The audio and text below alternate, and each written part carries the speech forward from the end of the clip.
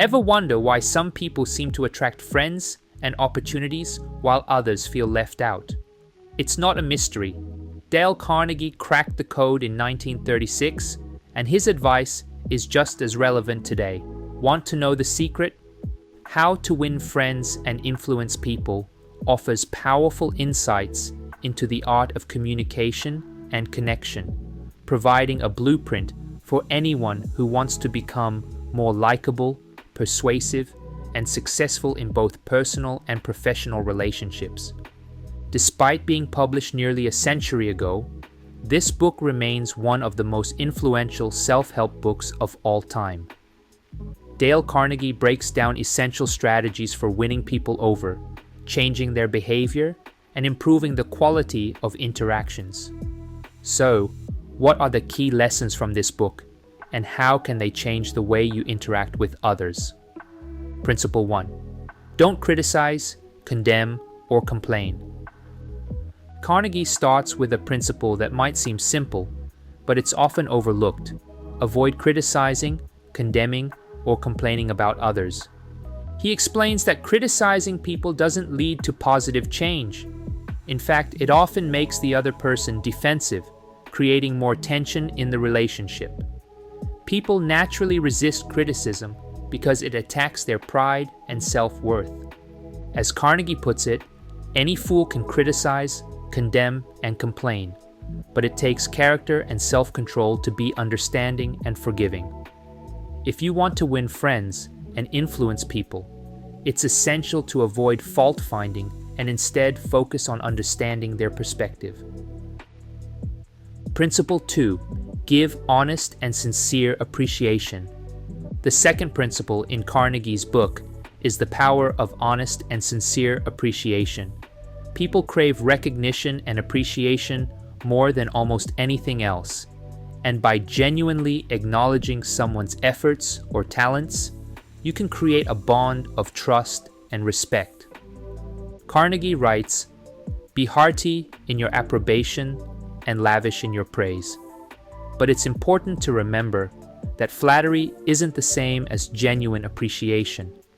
Flattery feels insincere and manipulative, whereas true appreciation comes from recognizing something of value in another person and expressing that recognition. Principle 3. Arouse in the other person an eager want. Carnegie's third principle is about motivating people by appealing to their own desires. He suggests that you should frame your communication around the other person's wants and needs, rather than your own. People are naturally self-interested, and they are more likely to respond positively when they feel their goals and desires are being understood and addressed. Carnegie illustrates this with a story about a salesman who successfully landed a major account by focusing on what the customer wanted rather than pushing his own agenda. As he explains, the only way to influence people is to talk about what they want and show them how to get it. Principle 4. Become genuinely interested in other people. In a world where people are often more focused on themselves, Carnegie's fourth principle stands out. Show genuine interest in others. This is one of the most important factors in building lasting relationships. People appreciate when someone takes the time to understand them, their thoughts, and their feelings. Carnegie famously said, "You can make more friends in 2 months by becoming interested in other people than you can in 2 years by trying to get other people interested in you." When you express authentic curiosity about someone's life, you naturally create rapport and trust. Principle 5. Smile. One of the simplest yet most effective ways to win people over is by smiling. Carnegie emphasizes that a smile is a universal sign of warmth and friendliness. It's a small gesture, but it goes a long way in making others feel comfortable and valued. As Carnegie notes, your smile is a messenger of your goodwill. Your smile brightens the lives of all who see it. Smiling is a non-verbal cue that creates a positive atmosphere, helping to open doors for better communication. Principle 6. Remember, that a person's name is to them the sweetest sound. Carnegie emphasizes the importance of remembering and using people's names. As he wrote, "Remember that a person's name is to that person the sweetest sound in any language." When you use someone's name in conversation, it shows respect and personal attention, signaling that you value them as a person and not just another face in the crowd. This simple tactic can help you make a lasting, positive impression on others. Principle 7. Be a good listener. Encourage others to talk about themselves. One of the biggest challenges in communication is that many people are more focused on what they want to say rather than listening to others. Carnegie stresses the importance of being a good listener and encouraging others to talk about themselves. When you listen actively, people feel valued and respected. Carnegie writes, "If you want to be a good conversationalist, be an attentive listener. To be interesting, be interested. Asking questions and genuinely listening to the answers is one of the quickest ways to build rapport and trust with others." Principle 8. Talk in terms of the other person's interests. This principle builds on the idea of focusing on what others care about. Carnegie advises you to talk in terms of the other person's interests. When you engage someone on a topic that matters to them, they are far more likely to open up and engage in meaningful conversation. Carnegie understood that people enjoy talking about what excites them. He writes, "The royal road to a man's heart is to talk to him about the things he treasures most." By aligning your conversation with the other person's passions, you can create stronger and more meaningful connections. Principle 9. Make the other person feel important, and do it sincerely. Carnegie's final principle for winning friends is to make the other person feel important, and to do it sincerely. Everyone has a deep desire to feel valued, respected, and important. By recognizing and validating others, you can significantly strengthen your relationships. Carnegie warns, "The deepest principle in human nature is the craving to be appreciated." But again, this must come from a place of sincerity. Insincerity will quickly erode trust, whereas authentic recognition will build strong connections. Principle 10. The only way to win an argument is to avoid it. In the section on influencing people, Carnegie makes a striking point. The best way to win an argument is to avoid it altogether. When people argue, they tend to become defensive and entrenched in their views, making it difficult to change their minds. Instead of arguing, Carnegie suggests finding common ground, showing empathy, and guiding the conversation toward a collaborative solution.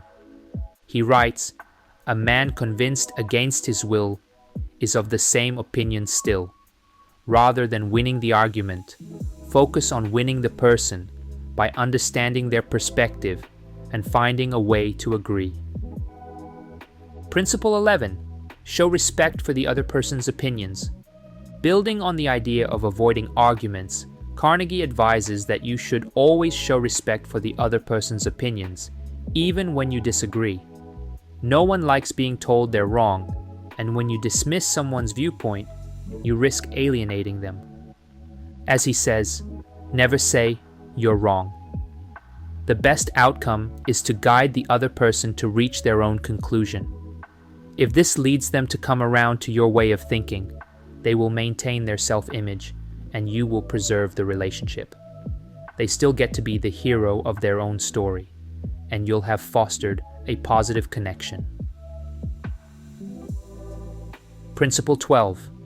Let the other person feel the idea is theirs. One of the most effective ways to influence someone is by letting them feel that the idea is theirs. Carnegie explains that people are more likely to accept an idea when they feel they had a role in developing it. Rather than pushing your own ideas, try guiding the conversation in a way that leads the other person to come to the same conclusion independently.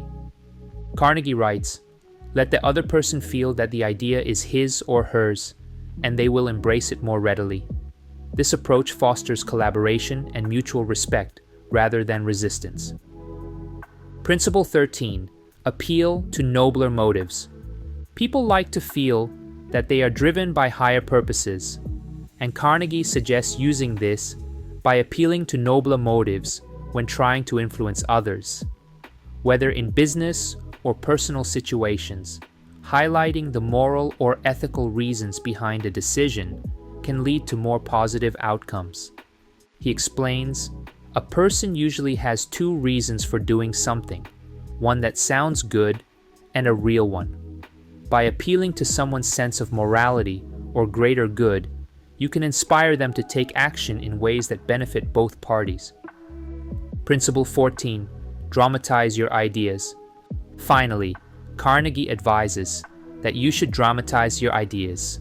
People are often more moved by stories, emotions, and vivid examples than by facts and figures alone. By making your point in a compelling and memorable way, you're more likely to capture people's attention and persuade them. Carnegie encourages, merely stating a truth isn't enough. The truth has to be made vivid, interesting, and dramatic. Use creative ways to express your ideas, and you'll be more successful in influencing others. And those are my key takeaways from the book, How to Win Friends and Influence People. Dale Carnegie's principles offer timeless wisdom for anyone looking to improve their relationships and influence others in a positive way. Whether it's building friendships, fostering teamwork, or becoming more persuasive, these techniques work because they focus on understanding, appreciating, and respecting others. By applying these lessons, you can transform how you connect with people and ultimately how you succeed.